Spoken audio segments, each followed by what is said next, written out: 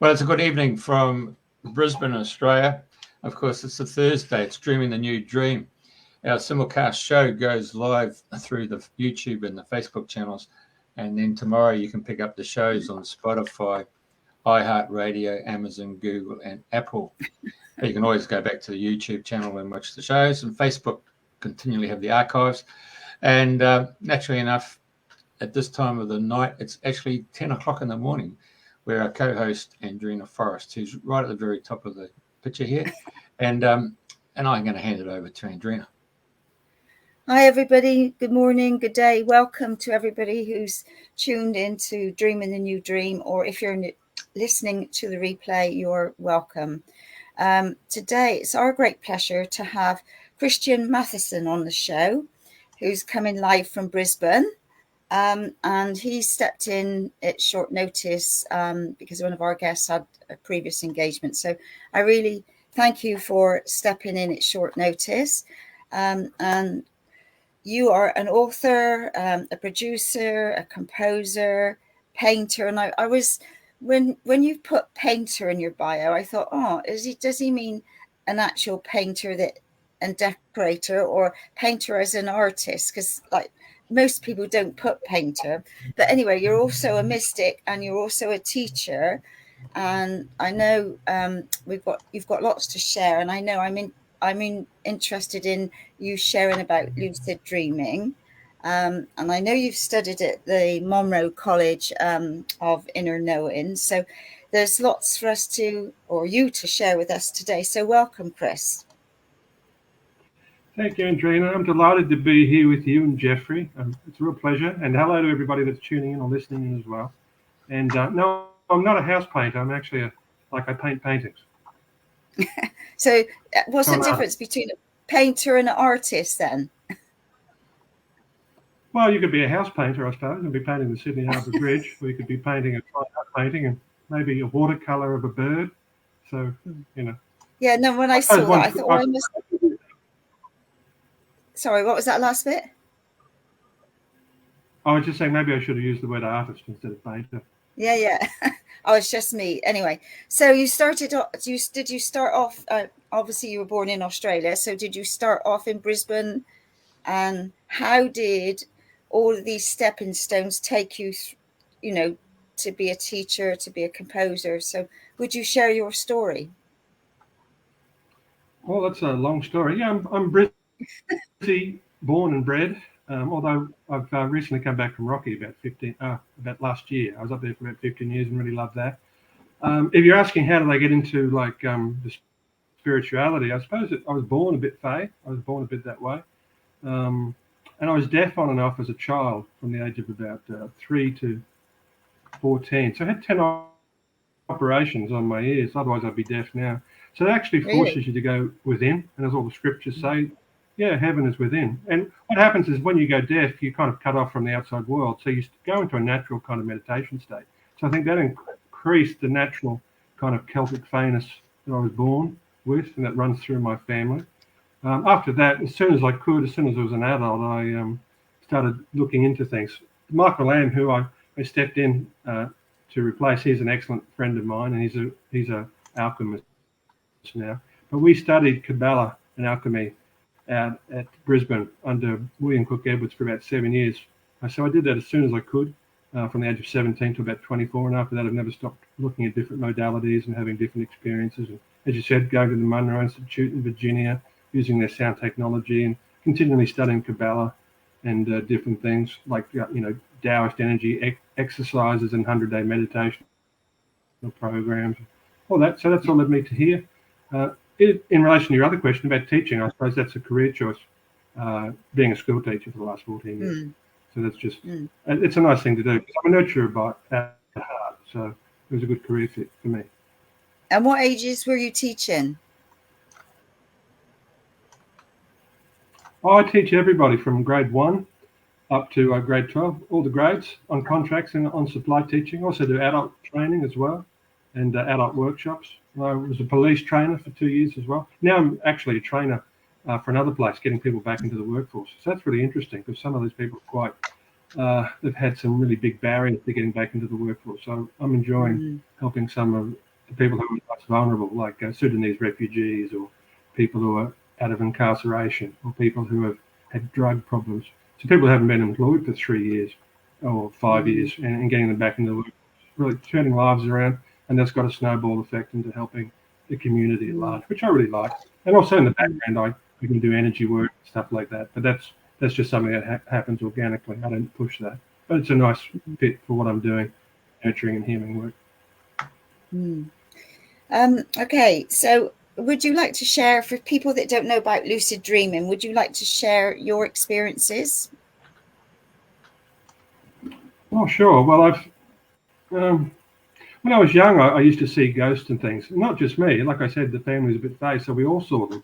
And like I'd get up in the morning and say, oh, there was a shadow man or something in my room. And my brother was saying, oh, I saw that too. So that happened a few times.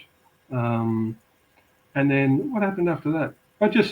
Once I started meditating, that opened up further doors. Lucid dreaming kind of happens organically there. But I did a meditational course, and I learned to meditate, an astral course, getting to the astral. And that was really interesting, but it's quite hard to do. So I decided to go more of a quick route.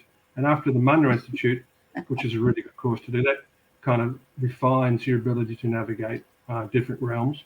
After that, I discovered a free book online by Michael Raduga. He's a Russian, and he's developed a kinesthetic visual-based method of getting into lucid dreaming. But it's more than just lucid dreaming, because astral traveling and lucid dreaming, a lot of those things happen on a continuum. The Buddhists would have called it dream yoga.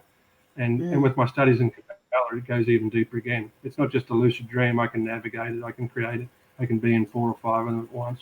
You can actually see how they're creating this level as well, because Kabbalah teaches you how things get created down through many different dimensions onto this one. So that then kicks into like precognitive dreams. I've had hundreds of those, and things unfurl with mathematical precision. I've showed it to other people, and they've learned it too. So when I say lucid dreaming, it's a lot more than that, but people don't really understand what you're saying. You're saying, oh, I'm going to the phase. But you can get a free book online by Michael Raduga. It's called The Phase, and I'd recommend anyone to do that, because if you actually do it, you can get into the phase really quickly. Otherwise, astral traveling can take you years, whereas the phase is quite easy. You can achieve it in 2 weeks if you follow exactly what he says. You need to get your brain chemistry right, which means you've got to wake yourself up after 6 hours, which is quite hard for a lot of people.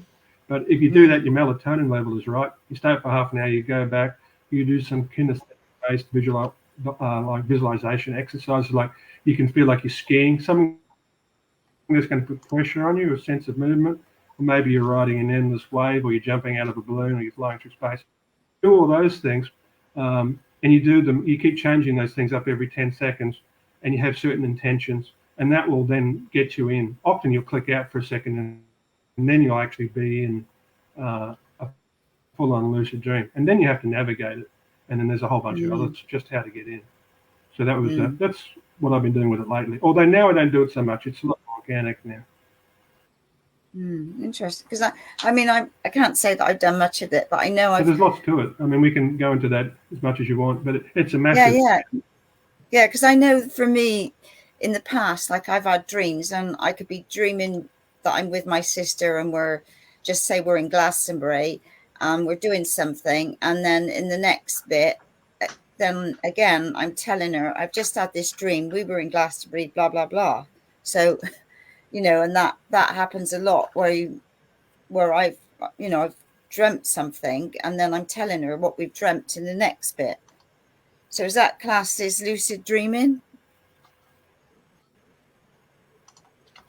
Well, it's a continuum. So consciousness is like, just say we're all like light bulbs, and consciousness or enlightenment depends on how bright your light bulb gets. So you could be on 10 watts, and so you may have a fairly jumbled dream experience, and you might be getting little snippets of psychic stuff, or maybe some precognitive ability, or maybe you talk to your sister and something like that happens the next day.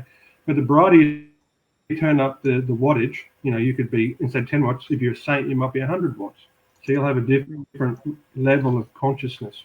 It's hard to start speaking about consciousness if you haven't had the experiences of high levels of consciousness, because people don't have anything to reference it to. But high levels of consciousness, the brighter you get, they become more multidimensional and fractal. which is a hard thing for people to understand. You can talk about it all day and people won't know what you're talking about. And that's why people traditionally don't talk about these things. I mean, they're ancient techniques, but the Buddhists would only teach it to people who were talented, who they thought had a knack for it. It's like talking about chocolate too. I mean, you could read a book on chocolate. It's 1,000 pages long, but you really won't know what chocolate is. But if you've tasted it and you've had the experience yourself, you know exactly what chocolate is. So I'm a little bit not hesitant to talk about it, but I understand there's I'm willing to talk about it, but it's just hard to talk about some of these things. Yeah, no, I totally so when understand. You say, and what I do, yeah. So when for example, it gets so much more specific than that. You're talking about getting some information and sharing with your friend. I had a friend, and I was in a Situ English, you like this one, so I'll use this as an example. I was in an old English village, like in the void. It was like in space, but it had no soul. So being an artist, I got up and I drew it in the morning. And when I talked to my friend, I said, I had the weirdest dream. He said, before you tell me, let me tell you about my one. He said, I was just out in an English village that was in space and it had no soul. I said, is it like this painting that I just drew? He said, that's exactly right. He said, that's where you and I were sitting. So you can actually get information out of these states. I've gotten songs, books, movie ideas, which I actually use. You can actually go and talk to people. It's a real space that you can actually go into if you know how to navigate it. So depending on how skilled you are, it's like a piano. You can play a one-note melody. You can be Beethoven. You can be writing symphonies and composing your own stuff.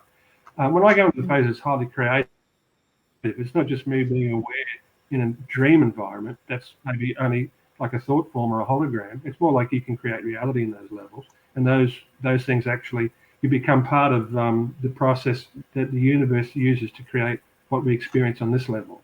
That's something that you actually experience in real time. And that's not something that I tell people you have to believe. I say if you actually do certain things, study Kabbalah for 30 years like I have and combine it with phasing and stuff like that. And I have taught a few people, they're amazed. They'll get to that level.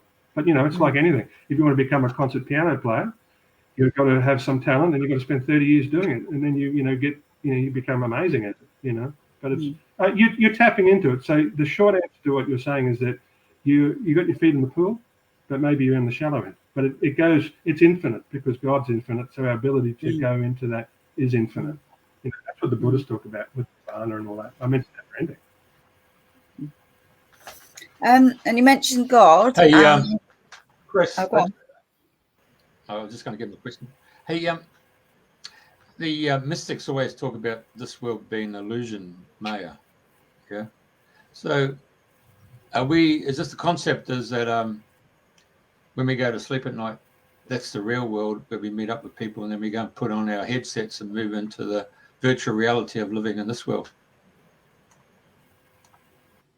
That's a really deep question. Everything apart from God is an illusion. That's true. Because the only thing that lasts is God. But you at a certain level, the deepest level, are one with God. And that's that's where you become everything and nothing. And that's an experience you can have. And I've taught people to have that too. When you say everything's an illusion, well, I'm sitting on my chair now, so it's real enough. And it's real because God wants it to be. But it's ultimately unreal because it doesn't last. But this level, I know when people first come to spirituality, they think, I've got to escape this level. I'm in the matrix and all this kind of stuff. And to a degree, that's right, because you've got to unprogram yourself from a three-dimensional reality. But once you kind of go far enough, you come back and you realize, I was talking before about all the levels are connected. Those levels spiral back into this one. There's actually a circle. And the deeper you go into attunement, the bigger your circle becomes. But this level is really important in that it finally actualizes and almost finishes off the energy equation of what the other realms are trying to create. It spirals down into this one and then goes back up again. So this level is really important. So it ultimately is an illusion, but then so are the other levels. But what's more interesting is how the different levels are navigated. I think this level is three-dimensional and everything on this level is separated through time and space and geographically. So God separated everything for us. In the astral, which actually is already here, and it starts to bleed through once you get into the levels start to blend in. It's not like you have to go to the astral. The astral is already here. That's what I mean. It's already kind of like, it's like that nested set of Russian dolls. The physical might be up here, but the astral's also, actually the astral's outside of it. and the physical's inside of it like that. So, but the astral's navigated through intention, and intense desire. So once you understand those things, you can actually start navigating the astral while you're in the physical, which is what I was talking about, multidimensionality and fractality. When I first started at the Kabbalah Alchemy School with Michael for 7 years, we would go to places, and we would go like phase out to like the moon, or to hang out with mermaids, or what, and then you come back as a class and discuss it to see whether we all did it together and we all saw the same thing. We did amazing things. We got the lotto numbers and won $20,000, and we did a whole bunch of stuff to prove it to ourselves objectively that was real. We did that for 7 years, hundreds of times. But what happens is after a while, I don't have to go anywhere because everything is here. That's what I mean. Everything's a singularity point, because the universe is a hologram. A hologram is an interference of stars, right? The appearance patterns of light. So, and a hologram is every part of the hologram contains all the information of the whole hologram. So that gets into the concept of Indra's net, which is thousands of years old. That's in the Upanishads and all that over in India. But all the holy books talk about the same thing. And the Kabbalists, the high-level rabbinical knowledge talks about the same thing as well. So it's not really New Age stuff. It's just our birthright. But most people, because they have to survive and because they indoctrinated into whatever culture they're into, they get indoctrinated into maintaining the base level of their culture, which is okay. I mean, that's kind of probably part of the reason why some people come here. But if you've gone a little bit beyond that, then you're not so hypnotized by the three-dimensional shell game, and you're not attached to maybe the touchstones that your culture is telling you are important, because you're a spirit. Once you know you're a spirit in a physical body, all your desires change. And as I said before, your desires are what actually link you into certain parts of the astral. So if your desire is no longer to get money or sex or power, which is, a lot of people drives 90% of the population. If you don't want any of those things, you naturally start floating up like a balloon into higher astral levels, even though you're still here on the physical. So you keep evolving and you keep attuning and becoming more and more enlightened. Enlightenment's just the first step. Then it just goes on and on and on. And that's an infinite process. But so then once you get to that stage, you don't need to leave the physical because you're already attuning. Not only that, Kabbalah shows us that this level holds a really interesting balance point with the astral, and that you can't balance certain energies in the astral unless you are on the physical. So that's why the Buddha said that you need to become enlightened in a physical body to reach full enlightenment. And that's why being in a physical body is more important than being a god in the astral. Because you can be up there, you've got no friction, so you can't evolve. Whereas here, life is like a computer program that is forcing everything that is here to evolve through the machinations of the Shekinah, or the wisdom aspect of God, or Mother Nature. It depends how deep you want to go with it. Well, Leonardo DiCaprio. Does that make sense? Yeah, I got totally. it. Leonardo DiCaprio in the movie Inception showed you the levels of dreams within dreams within dreams. Did you see that movie? Yeah, that's a really good example. In fact, when you go into the... I've seen it. That's what I live. When I go into the phase, you can be in all the levels at the same time. He was jumping from one to another, and it was getting deeper and deeper. But all those levels, when you go into the phase, are actually there at the same time. And they're all connected. And you can see how they're connected and why they're connected. And then you'll know what's going to happen here. So you wake up and, the day will unfold from what you've already seen. But you understand it on a much bigger level. And also, it's almost like you can slightly co-create. It's kind of organic. It's not... I suppose it's like power, but it's not a power that's the wrong term for it. But it's like the power of the universe starts to flow through, but not in a way that's going to reward your ego. So it's like it's interesting that when you open up to it, I suppose you could try to use it for bad things, but it's almost like the universe safeguards itself. So by the time you get to that ability, you're just happy to help everybody because you realize that everything's connected. And the only way you can be happy is if you make everything happy, and you're already seeing why things are happening, because everything's coming from a higher dimensional spiritual root.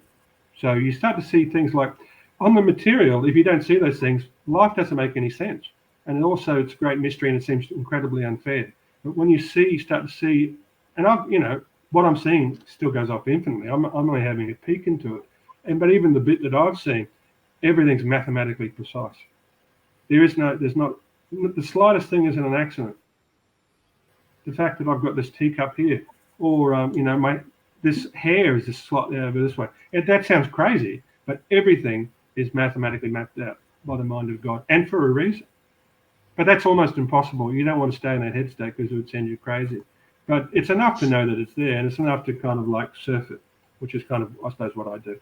And I do it, I suppose, it puts you in a headspace of being like an organic medicine man. So that's why I like teaching, because you're instantly creating a group environment wherever you are, and you're kind of blending in, I suppose, honey into the porridge, you could say. Does that make sense? Totally. All yours, Andrea. All right. Okay. I didn't know if you had anything to add to that. Right. You mentioned that you met with God or talked with God when I think it was yesterday in conversation. Would you like to share more on that?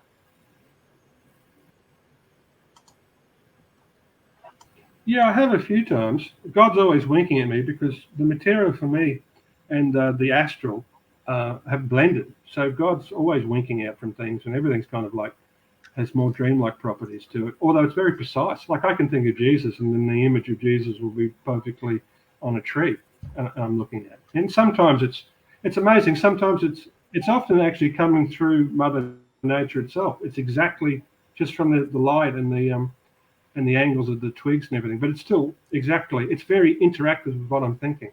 So that's quite amazing. And then other times I've been up to the white light, and the only thing that exists is God, and I don't exist anymore, and that feels natural. When you're there, you think, oh, geez, wouldn't that be scary? And I was up there, and that was interesting. The only thing that brought me back, I was talking about those levels are navigated by desire.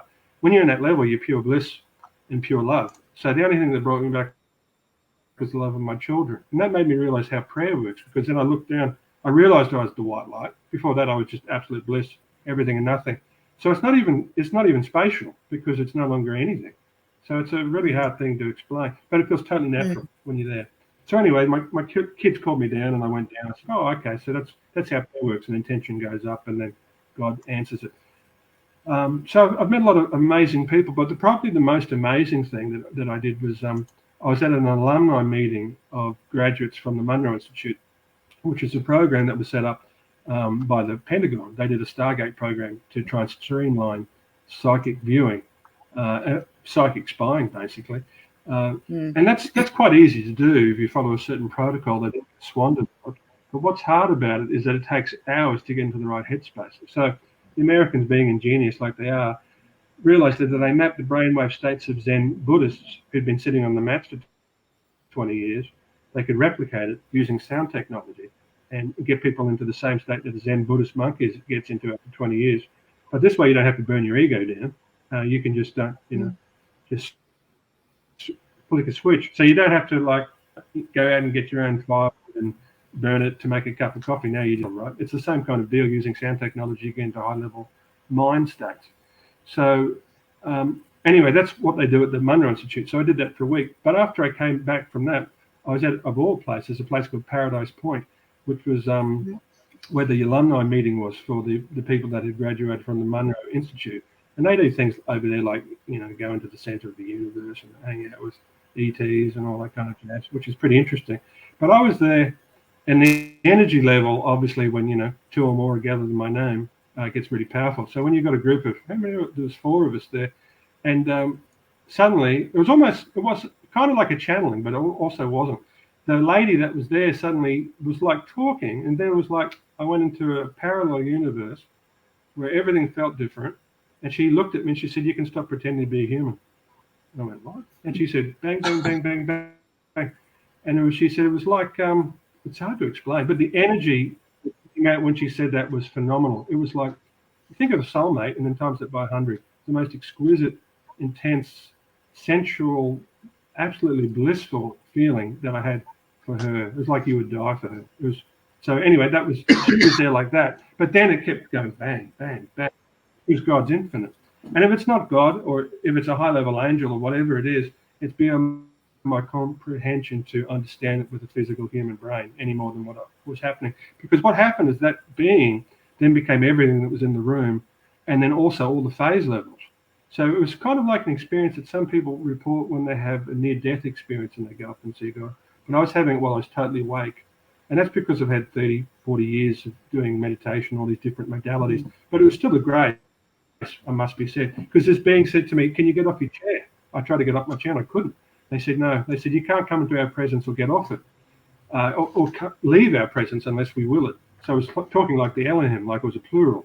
Many things in one at the same time, which it was, because it was also me. I could feel it within me, and I was within them. And the other two people, we were all joined. So it's the most, I suppose it's like the communion of saints that they talk about, because Catholics would talk about that.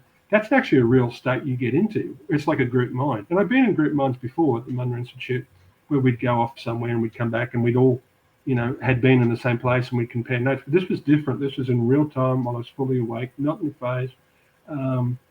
So I said to this being, I said, are you Buddha? Who's over my shoulder there.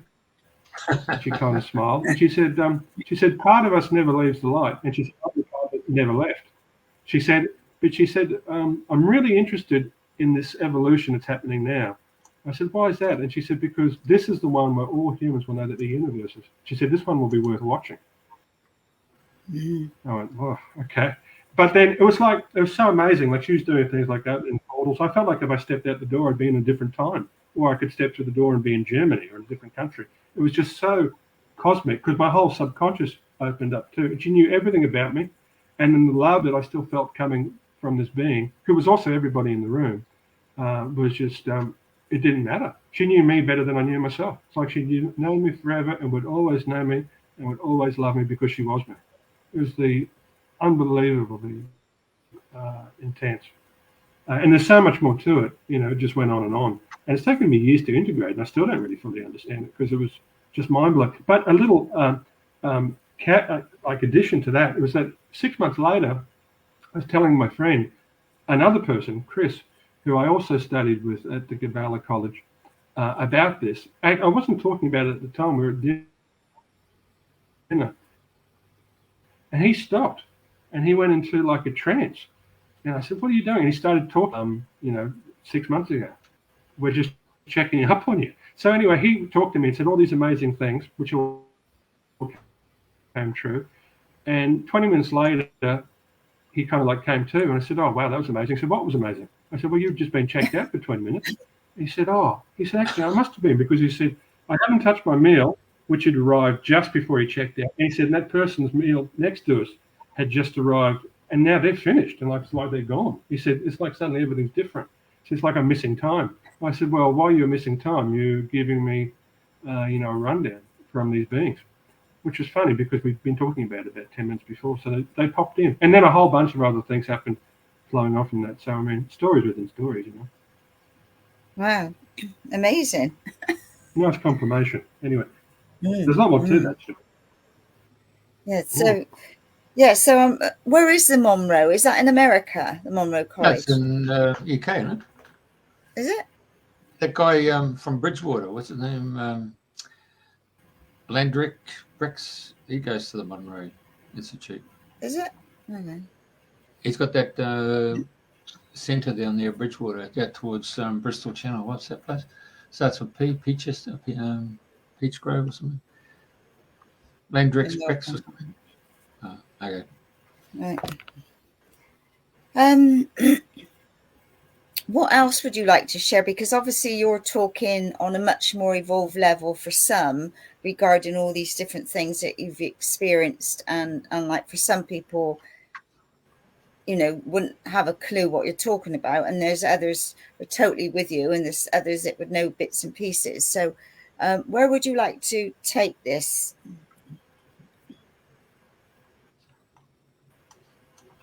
Oh, well, we could take it anywhere. I mean, I've been teaching stuff for years, so I can talk on anything. It depends what your listeners, you probably know them better than me, what they would enjoy. That's why I was a little bit hesitant. I was thinking, well, what am I going to say? I said, I don't want to say the same old things, I hear some people talk about. But, I'm happy to talk about anything. Maybe I can put a fresh spin on other things that you're interested in. Yeah, go on, go for it. I know Mike was going to come on and talk about the elements and the planets and all that. I mean, we've done all that as well. Or multidimensional reality, or consciousness, or beings, or it just goes on and on. depends what you would like to talk about.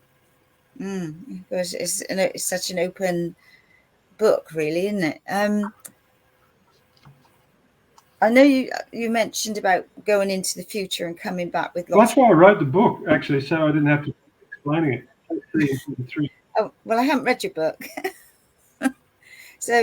So are there things that you can recall that you know that are about to happen? Because we know there's a massive change happening as we speak, if you like.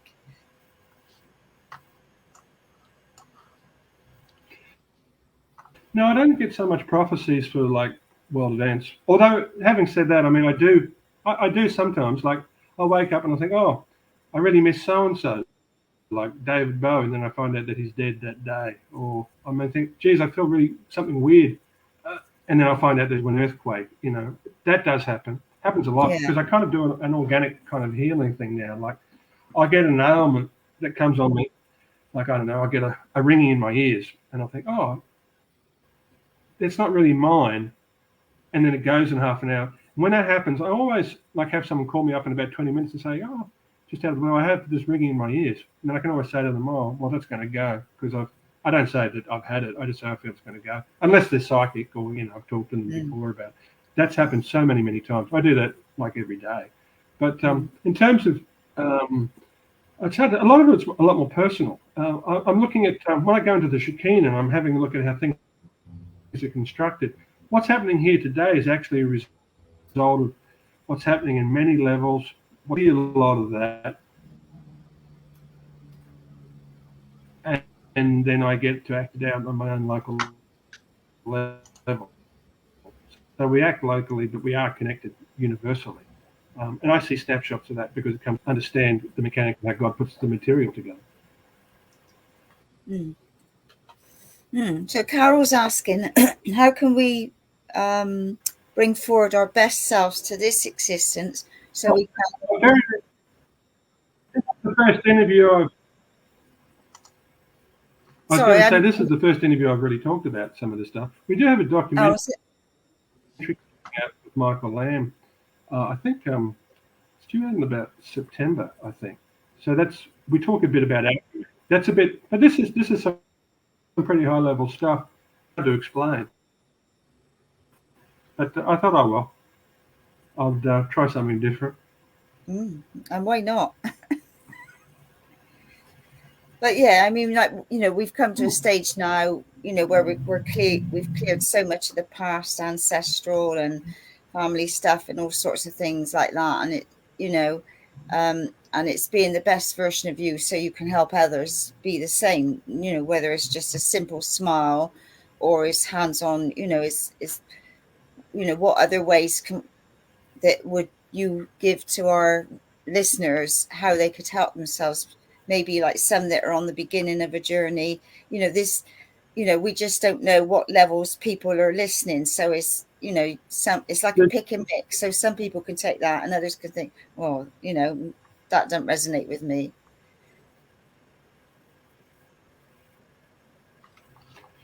Yeah. I don't even like talking about spirituality or psychic abilities so much because I see them as the ultimate thing for me to do is surrender to God. But that's almost impossible for people to do unless they've had certain spiritual experiences. But the thing is, once you start picking up those diamonds at the base of the mountain, like the Buddhists talk about, they can become distractions as well. I mean, you can get blinded by psychic abilities or psychic powers. They're very seductive.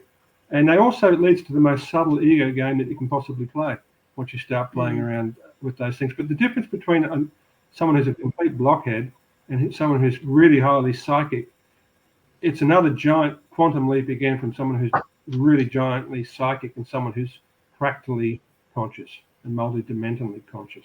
That's a totally different thing again. And also, funny thing, that's really humble once you get to that stage. It sounds amazing, although it becomes kind of normal once you've attained it.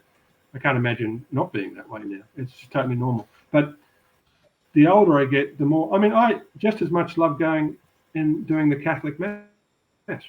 You know, I see a lot in it because I can see it operating on different levels, but I also just like the beauty of adhering to such a pure intention, because as I said, the astral is navigated by intention. So the highest intention you can have is to be Christ-like, or if you follow Buddha, to be Buddhist-like. I mean, that can start in the most simplest ways. Buddhism's just basically being kind. And if you can't be kind, don't hurt anybody. That's simple. It sounds simple, but I mean, how often you're at work and you're pissed off with your boss? You think, oh, I'd like to get that guy. Even that thought creates something, a wave in the astral, and that's a real thing. So are you stopping yourself? What level, what bar? Everyone's got to set their own bar. But the thing is, in the universe, once you realize how the universe works, I try not to think a bad thought about a single person. That can be hard because some people are annoying, aren't they? And it's almost impossible to get on with everybody. But the bigger your reality system is, the easier it is to be nice to people because you realize it's in your own ultimate best interest. And that's what the Dalai Lama says. Spirituality is just divine selfishness because you can't be happy unless everyone's happy, and you are connected to everybody. And when you have an experience where you see that other people are you, then you can actually really take seriously that Christ message to love your neighbor as yourself. That's impossible unless you actually get to a certain level. And they say the same thing in Kabbalah. They say you almost have to develop different senses. In fact, you do in the astral to understand certain spiritual principles, to actually put some of those things into place.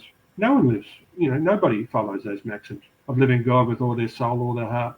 I mean, we've all heard that. We got told that as children, but it's almost impossible to do on the material because we get blinded and we get educated to be certain ways, and we've got family karmas that we have to deal with. But the more you learn with spirituality, and I mean, God's infinite, so there's infinite ways to approach God. Some people might want to go down the path of karma yoga or bhakti yoga or hatha yoga. So some people might want to go down the path of intelligence or devotion or good works. It depends. Everybody's been created by God to have a different, unique brain. Everyone's like a snowflake. Everyone has a unique physical system, unique karma, and God knows what that is. So he's already placed you in the place. I mean, it sounds unsexy, but your biggest thing that you've got to do is to work where you're at, which is what Buddha always talks about. But to a degree, you also need to prime the pump psychically, I think, to actually really get the most out of that. You've got to get the car moving a bit first.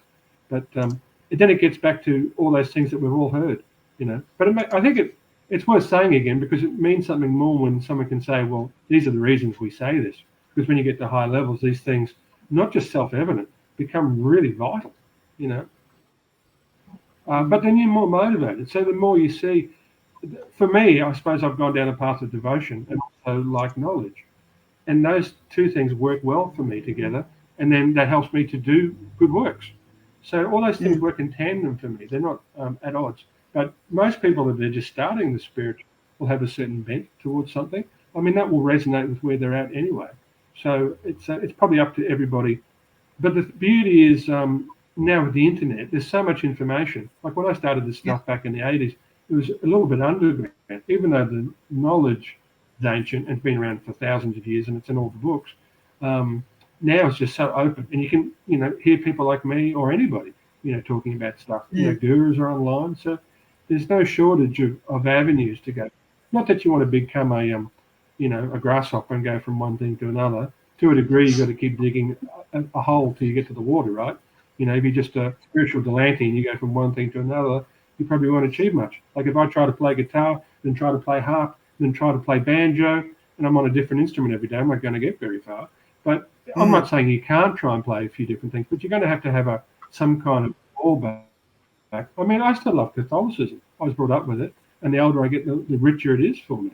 Because all religions and all methods have like an exterior teaching, and then they have the inner teaching. A lot of the inner teaching only really awakens to people who've got a spiritual grace, and those graces by very particular pathways. I mean, you might want to do a 100-day microcosmic orbit Taoist exercise. That might work for you. The golden flower exercise that Dr. Jung talked about, he was a big fan of. Or you might want to get into alchemy. You've got to find out, I suppose the impetus is on you to see what really resonates with you and what kind of gives you a result, and then stick with it. I've been doing this stuff for years, and like a tree, it really does pay dividends after a while. It really does bear fruit. But it's funny how, for me, after doing all those things, how simple it comes back to. And it gets back to the real zen of things. and just like trying to be the best person you can be. But because of all your spiritual experiences, and because God's always winking at you, it becomes a lot easier. You know, you're in a boat and the stream's moving. The stream wants you to go somewhere because the universe wants you to evolve.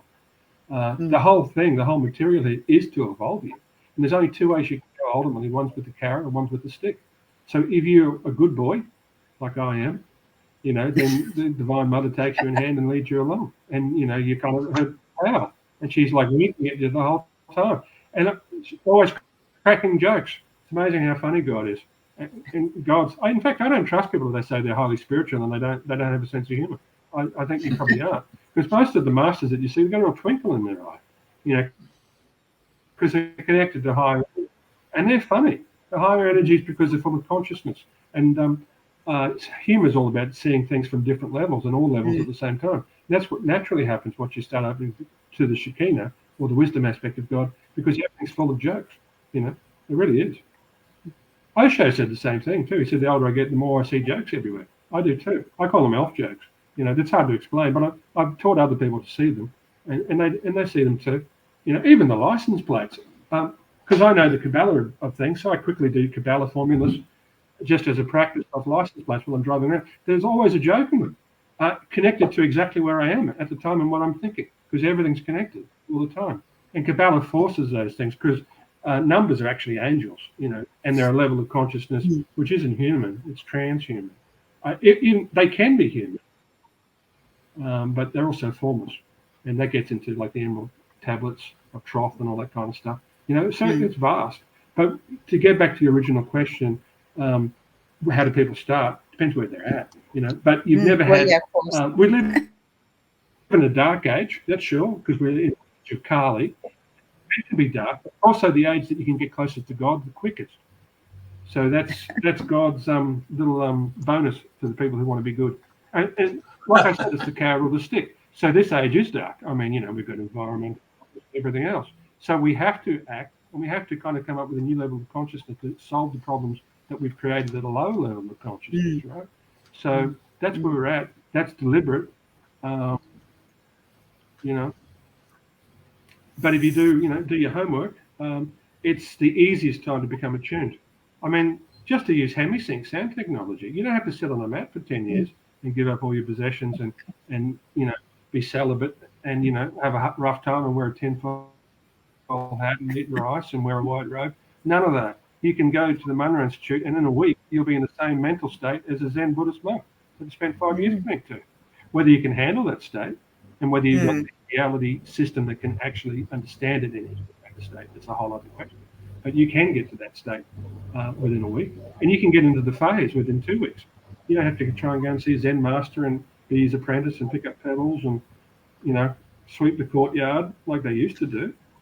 And they do that to test your mental balance, but also to keep your surface mind occupied while, you know, then they start giving you little hints, you know, wax on, wax off, paint the fence, all that kind of jazz. They used to do all that, and they did it deliberately. It was a good way of teaching. You know, you wouldn't even know you were being taught, but you're learning to control your emotions and the rest of it. So it's an interesting time, I think. I'm very optimistic, you know, but I think that's a natural thing that happens once you get connected up to God or the Shekinah or the Goddess. She keeps you jolly most of the time. Yeah, because you see the jokes all the time. Listen, you said something before about the Americans going to check out the brainwave patterns of these Zen Buddhists for 20 years and then find that frequency in order they can then utilize it. And then you talk about the Munro Institute, 2 weeks, boom, this saves you 20 years. And it triggered something that I remember, a movie, and I've been looking for it and I just found it. It was called Christopher Walken. Yeah. So Brainstorm. Yeah. So really, that's the point I was. I love the ending. Got me going. It's a very interesting story, isn't it?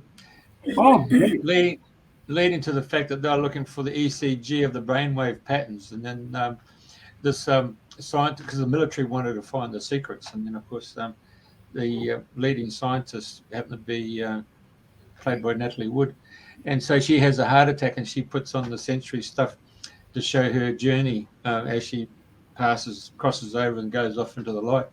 Bloody awesome, bloody story that triggered off as a result of you saying what you said. And I thought, well, it's like the CIA. They always watch Get Smart to find out what the Hollywood was up to. So they started to see if they could do a shoe phone and stuff like that.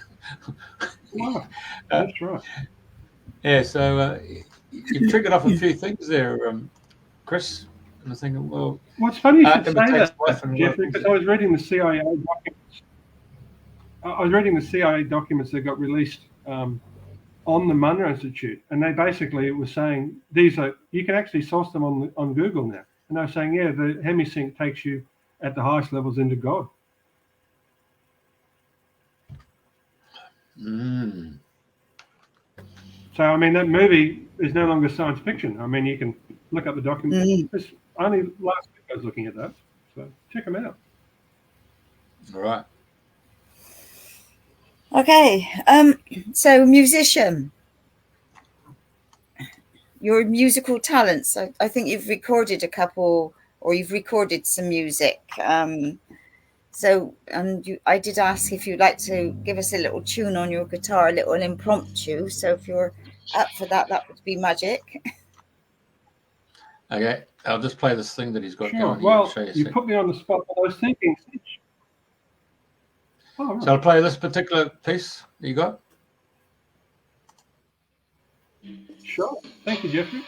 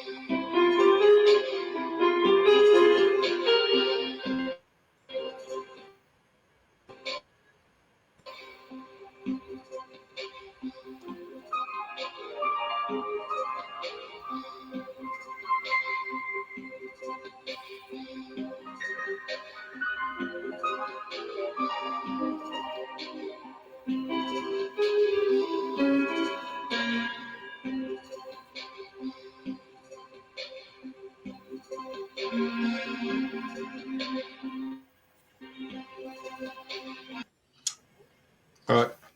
That'll be a good sample. Interesting. I saw the tour there. And I'm heading to Glastonbury later today, so I should be at the tour this weekend sometime.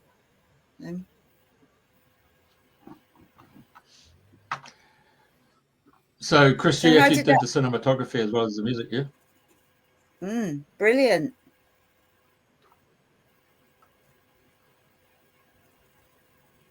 You still there, mate? Yeah, I'm still here. I was just waiting for a question. Sorry, what did you say? You're going to Glastonbury? I should be at the tour this weekend. I was involved in a shunt 12 weeks ago now, and when I go up to Glastonbury, I haven't been able to get up the steps because I obviously knocked my back and hips and everything. But now, much better, and I'm working through all this stuff. So I think, right, this weekend I'm going to go up the tour now. So yeah, so that's just very funny that was in that clip. But yeah, an amazing production there.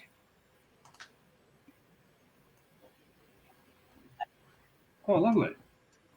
Oh, you'll enjoy that, getting out there. I wish I could go. I'll have to get there one day. Right. What are your thoughts on frequency? Of 432 versus 440?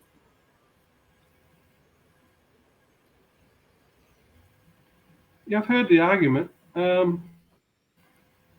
think if you have a look at the water photography of Dr. Emoto, it's undeniable. I was having, have you heard of him? Yeah. Yeah, no, love his work. We're basically 80% water, whatever we are. And he's photographed water and it's like, yeah, he's great. He puts different, you can put the same word in different languages, like gratitude in Japanese, Russian, whatever, forms the same crystal pattern. And love in different languages will form the same crystal pattern. But what he did, which I thought was really interesting, is he went to a polluted lake and then he got a priest to bless it.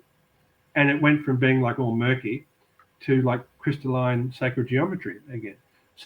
So I think it's undeniable when you see like cymatics, the study of cymatics, or you look at his water photography and you have a look at the influence of that Hertz, both of them, you can see which one actually creates healing patterns and which one doesn't. That's why, like, if you like the solfeggio frequencies or the frequencies of Jupiter or whatever, that will keep razors sharp, it heals things. It stores like basically archetypal blueprints for healing. So there's a good one and there's one that's kind of out of tune. It's like a guitar. One's going to sound beautiful, makes beautiful music. The other one's grates on your ears. So it's like that, but on a cellular level, Anyway, you're going to get your guitar out and do a little impromptu. Yeah, well, because you're English, I had to rack my brain. I thought, well, I'll play like an English old folk tune, like Greensleeves. In Australia, like when the ice cream man comes around, he plays that, and all the kids go running after him. So I've got to rack my brain because it's been 40 years since I played it. So I'll see how good my memory is. I'm in a bit of an awkward spot here. Let's see what I can do. You're playing Greensleeves, yeah?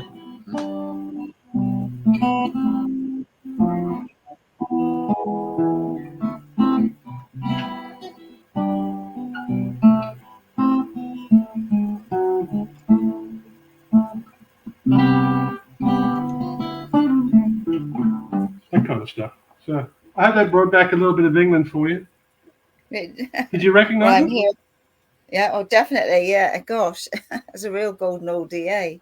So yeah. Right, your artwork. What sort of artwork?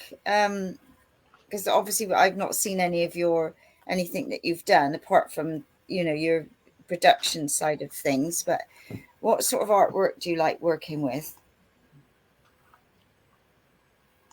Oh, it's up on Instagram. It's been up in a few galleries too, and online and stuff. I started off doing oils about 30 years ago, and I've worked through acrylics, and I do expressionism and real life and life drawing and symbolism. Yeah, so I've gone over the whole gamut. You stick with something for long enough, you get to explore all the things that you like doing. So yeah, multimedia stuff, mixing it up with video. So yeah, I like that. I really love art. I think maybe because I was deaf, so it increases your visual acuity because you can't hear. So you become much more like your other senses become heightened. So maybe that's why I love, and maybe that's why I like music so much, because when my hearing came back, it's like, oh my God, I didn't take it for granted. So, look at it, not just of hearing sound, but actually hearing sound that is so harmonious, So I think those things went into the deep level. So yeah, I've got a real passion for it. But it's online. It's Chris Matheson 600,000. I think is my Instagram handle. So if people are interested, they can see some of it there. Yeah. It's good fun. Oh, I got taken off of Instagram for sharing. Lots of creative stuff, making music videos. Got a documentary coming out. That'll be fun. All right. And what's the documentary on? Sorry, I didn't catch. What did you say the documentary's on? That's with Michael. It's Alchemy. Okay. Oh, you're doing it together. Brilliant. Us and a few other people as well. So there's about 5 or 6 really interesting people going to be in that one. So it's coming out in a few months. So it's going to be exciting. We're trying to get a documentary number at the moment. So and then that will after that, we can see what kind of distribution channels we can get it out through. So yeah, Mm. that's the big thing at the moment. And you're doing the Creative. production for it? Oh no, that's my friend Sharon Rowland. She's really good. She was the editor of a magazine called E-Oddity magazine, and she serialized my book JC33 and me through that. And then I did some podcasts with her about an album I did with a band called what was it called? Falling Echoes. We did like a 40-minute audio visual of that, which is on YouTube. So that was good. So yeah. So I've done a lot of creative stuff with her over the years. I really like Sharon, and she's putting it together. She's got like a master's in media studies, and she's done a really good job. From the rushes I was having a look at when I was over at her house a couple of weeks ago, it looks really good. So I'm excited to see that come out. There's going to be some good information, and I think it's coming out at a good level to help people on a number of angles that people will enjoy and understand. Well, we look forward to that then. What was I going? What about your book? What was it? JC33. Do you want to share a little bit about that? Because I think, is that on Amazon or on your website? Well, I suppose the title comes from. Yeah, that's on Amazon. I got 2 books up on Amazon, but JC33, it's kind of like a coming of age story, but also a spiritual odyssey as well. And also a lot of humor, because I write comedies as well and do a bit of TV production. The stuff that I do is normally comedic, so that's a really good one. But the title comes from when I laid down in bed and I wasn't asleep. My head had only just hit the pillow, and Jesus was in my room.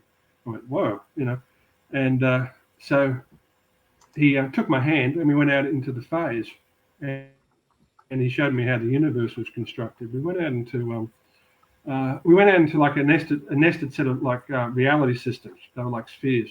You can actually see this if you look into Enochian magic with like Dr. John Dee, who you probably know from your English history. He was in the royal court of Elizabeth I. He was like a Merlin character, and he was a wizard as well as like a genius, like a Michelangelo kind of a character, like a polymath, probably the brightest guy that was on the planet. But he kind of like reached the end of human knowledge. But anyway, he developed a system like that too, saying this is what the different reality systems, and they look like a beehive, and each one, they're all working together and kind of creating the honey or the ambrosia. Deeper you get into So your signal's going a the bit more funny. and more real they get. So it's a hard thing to explain the material, but there's no break in consciousness there. I must say, I wasn't asleep. I put my head on the pillow. He was there, bang, within a second, and I was fully awake the whole time until I was brought back. So it was amazing. My father had a similar experience when he came over to see me.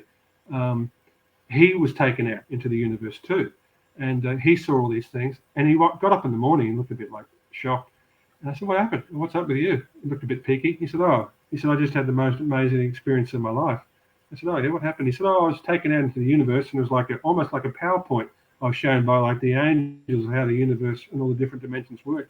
But he said, as they were showing me, he said, I was living it and experiencing it. It wasn't just like you being shown a slide. You're actually there, like a virtual reality kind of thing.